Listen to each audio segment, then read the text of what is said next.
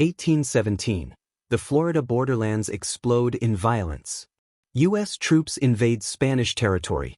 Native warriors ambush settlers in the swamps. Slaves escape plantations to fight for freedom. This is the First Seminole War, a forgotten conflict that shaped America's destiny, stained by broken treaties, secret military orders, and the rise of a future president. ACTI, the gathering storm. Dark clouds rolled across the southern frontier as war brewed between nations, peoples, and the unseen forces of fate.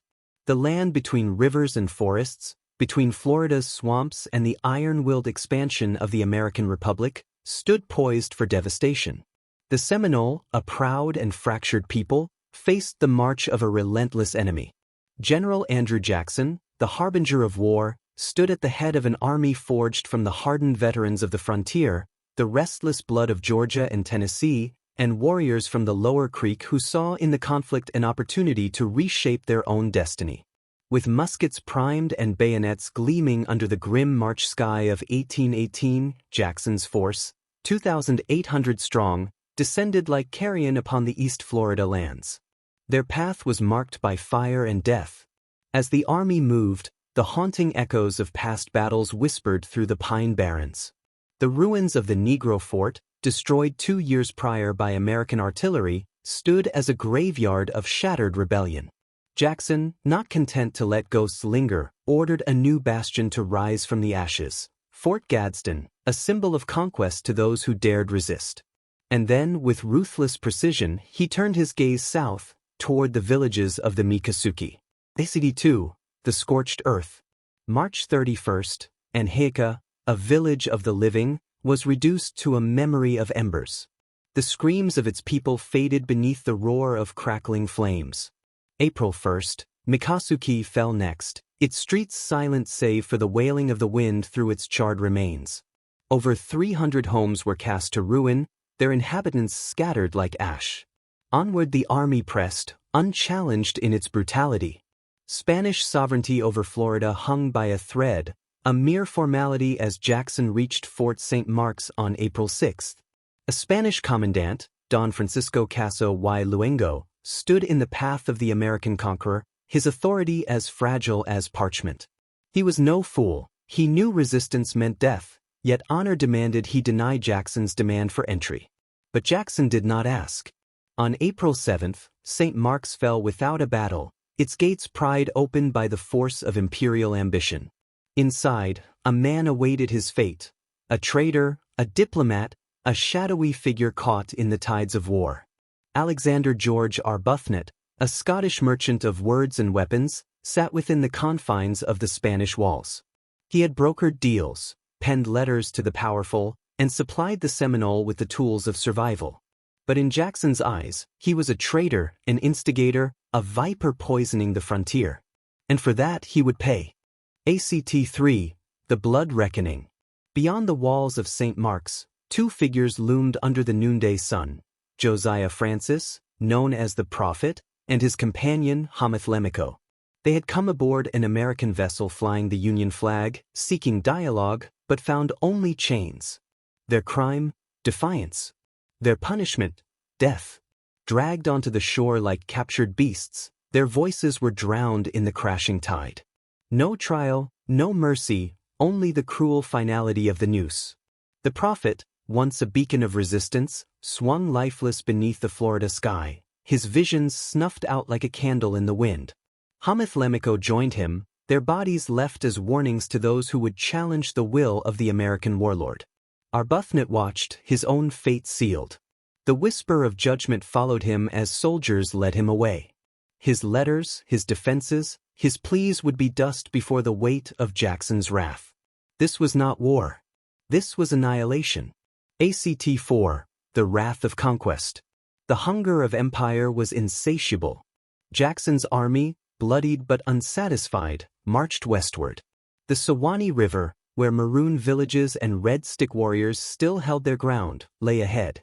There, on April 12, they struck again, at Bowlegs Town, at Nero's Town, burning, killing, capturing those who had dared to resist. Peter McQueen, a fierce red stick leader, found his village engulfed by a storm of gunfire and steel. 40 of his warriors fell before they could grasp their rifles. 100 women and children, their lives shattered, were torn from the ruins, prisoners of a nation that saw them as nothing more than obstacles to be removed. And in the chaos, among the broken bodies and smoldering homes, a single survivor was pulled from the wreckage, Elizabeth Stewart, a woman stolen months before in the bloody waters of the Apalachicola. She had been a pawn in a war beyond her control, her fate intertwined with the ruin of a people. The Seminole were broken.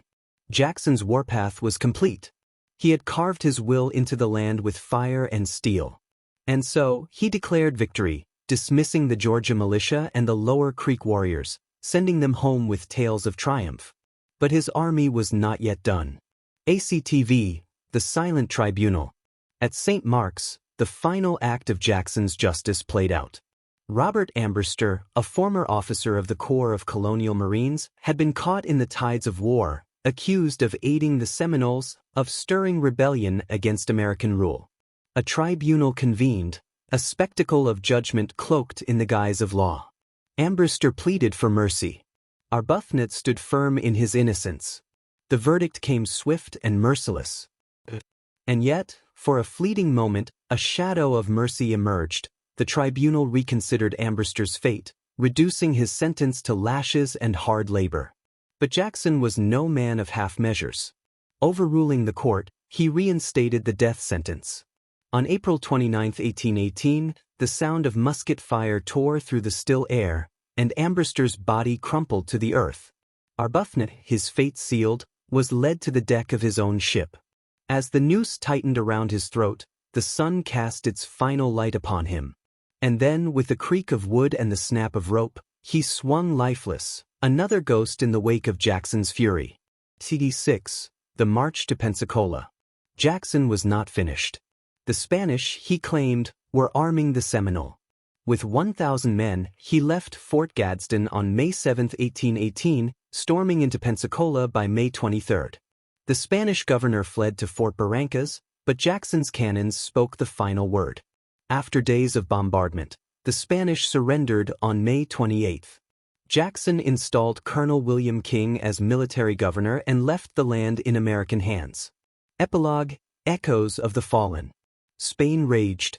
Washington hesitated. Secretary of State John Quincy Adams, ever the statesman, offered apologies and promises. Florida would be returned, most of it.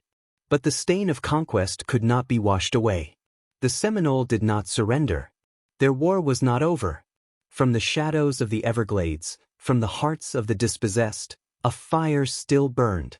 But for now, darkness reigned. And the march of empire pressed ever onward. The First Seminole War wasn't just a fight over land, it was a clash of worlds. The Seminoles lost villages, but never surrendered. The U.S. gained Florida, but at what cost?